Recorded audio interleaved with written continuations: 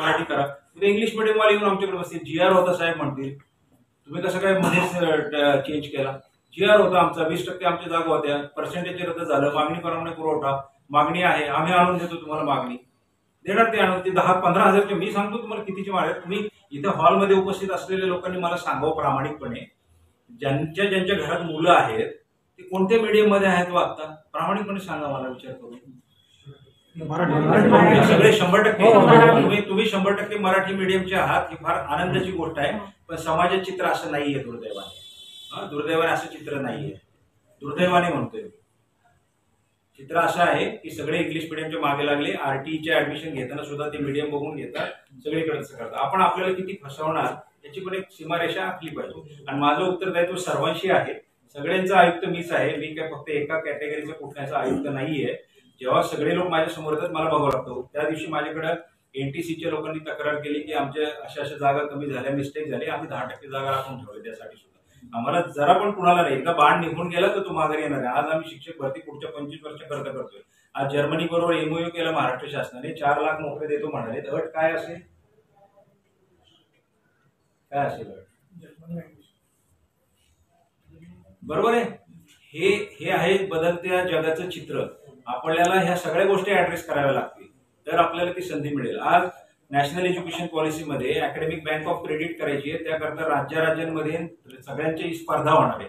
ज्यावेळेला आंध्र प्रदेशचं शिक्षक त्या शिक्षकाच्या बरोबर ती टायअप होईल तेव्हा कोणतं माध्यम असणार आहे बोलायला. उद्या जर मराठी मीडियमच्या शाळांना अशीच गळती चालू राहिली, 2-2 लाख लोक दरवर्षी झाले आणि मी 3 वर्षांनी संच मान्यता करेल, तेव्हा किती शिक्षकांची पदं मला वजा करावं लागतील. तेव्हा तुम्ही शिक्षण सेवक असाल, पहिली तर कुऱ्हाड तुमच्याच वर येईल. आज 2 लाख विद्यार्थी माझे कमी झाले तर 2,30,000 येईल. याप्रमाणे किती शिक्षक कमी झाले माझे, तेवढे शिक्षक मी कमी करणार. सिस्टीम कमी करेल, मी नाही कमी करणार. NICचं सॉफ्टवेअर सांगेल तुम्हाला 7.5 लाख शिक्षकांची गरज नाही साहेब, तुमच्या सिस्टीम मधनं 2 लाख विद्यार्थी कमी झाले, या खाली 7 लाखावर या, 50,000 लोकांना समावेशित करू शकतो कमी, शाळाच नसतील. अनेक विषय आहेत त्याला तुम्ही ज्या पद्धतीने इतकं सरळ बघताय ना तितकं नाहीये ते सिंपल की फक्त मराठी मीडियम हे मीडियम हे मीडियम. आणि हे सगळ्या चर्चा करून ह्या निष्कर्षावर आलोय. परत मी सांगतो, कुणाचंच मी 100% समाधान कोणीच करू शकत नाही.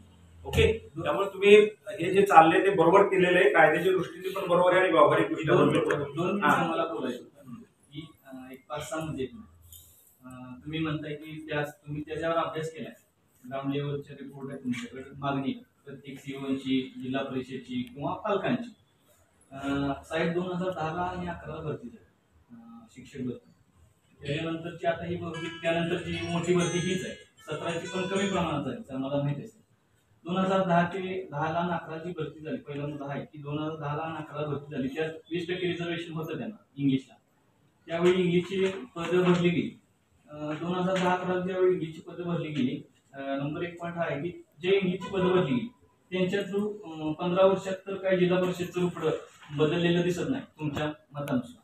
त्यावेळी माझं त्याच्याबद्दल माझं मत नाहीये काही वैयक्तिक, त्याच्यावर अनेक मतांतर ग्राउंड लेवलची मागणी आहे. त्यानुसार नंबर 1 मुद्दा हा की ती भरून सुद्धा त्यांचं समाधान झालं नाही.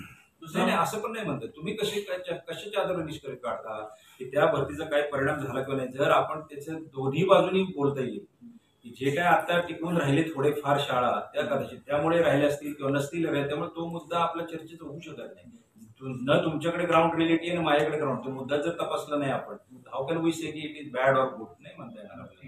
दुसरा मुद्दा असा आहे की आता आमचा माध्यमाला विरोध नाही, आमचा माध्यमाशी आणि म्हणजे भरती तुमचा बाबा तुमचा विरोध किंवा माझ्या विरोधाचा प्रश्न नाही, तो कायदा आहे आजच्या घडीला. तुम्ही सगळी भूमिका मांडली, कंप्लीट करताना मी त्यांना करेक्शन देतो, म्हणजे बोलतात त्यांना जे वाटतं ते मांडलं त्यांचं. दुसरा मुद्दा असा की आता ह्यातले बरेच मी 30 मुलं आहेत त्यांचं प्रतिनिधित्व करत नाही. जे प्रतिनिधित्व नाहीच म्हणत, वैयक्तिक बोलतोय की आता बऱ्यापैकी भरती नसल्यामुळं CBSE स्कूल आहेत, इंग्लिश मिडियमचे जे प्रायव्हेट स्कूल आहेत, त्यात बऱ्यापैकी जे टीचर आहेत साहेब ते मराठी B.Ed झाले आणि त्यांच्या थ्रू जे आता प्रायव्हेट संस्था चालू आहेत इंग्लिश मिडियमच्या, ते साहेब त्यांच्यामुळे चालू आहेत. आणि ते स्वतः म्हणतात की त्यांनी त्यावेळी माध्यमाचा त्यांचा विचार केला नाही, B.Ed ते स्वतः म्हणतायत की म्हणजे त्यांच्या संस्था ज्या टिकून आहेत जिल्हा परिषदला फाईट संस्थांची, त्यामुळे मुलांची गुणवत्ता घसरली जिल्हा परिषदला, त्यामुळे मुलं प्रायव्हेट स्कूलला चालले. बरोबर, मग त्या संस्था जर त्या मुलांमुळे चालत असतील तर जिल्हा परिषदच्या शाळा पण गुणवत्तेमुळे चालतीच आहे. दुसरा मुद्दा.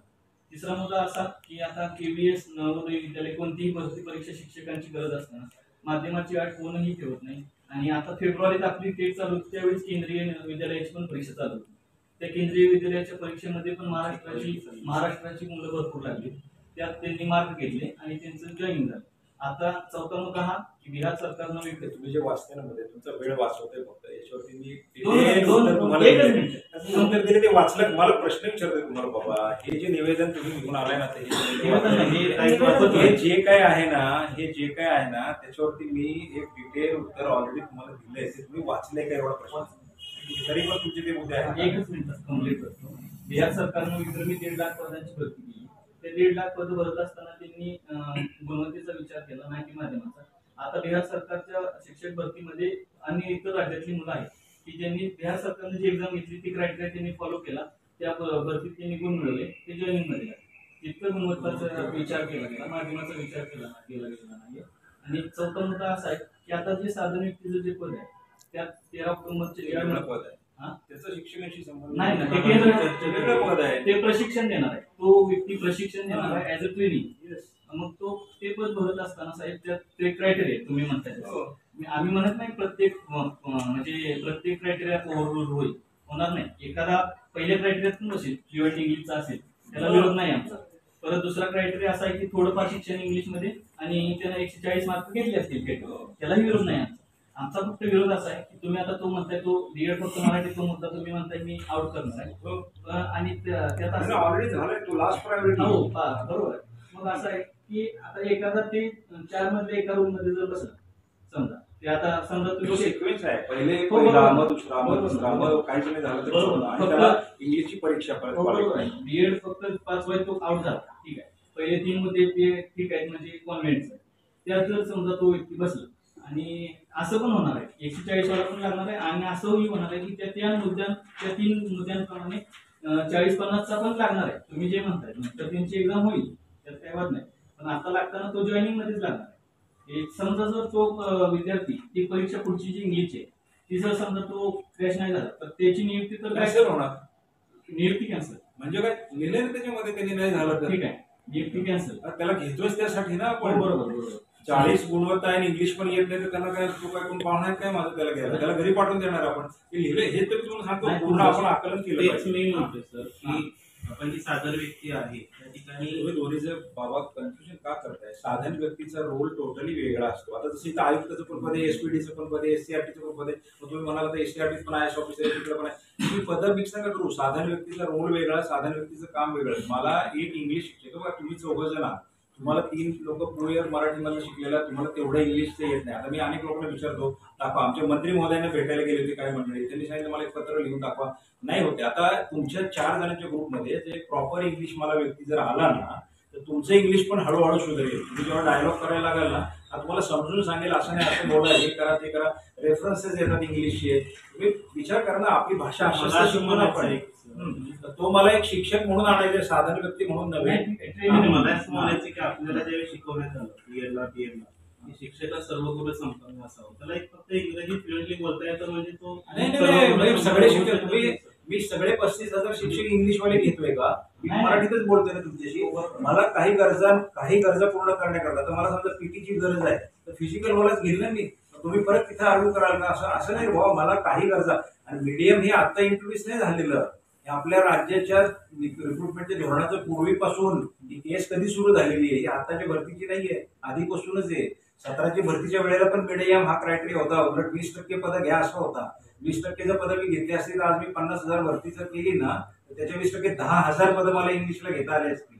आता 10,000 नाही आता मला 20,000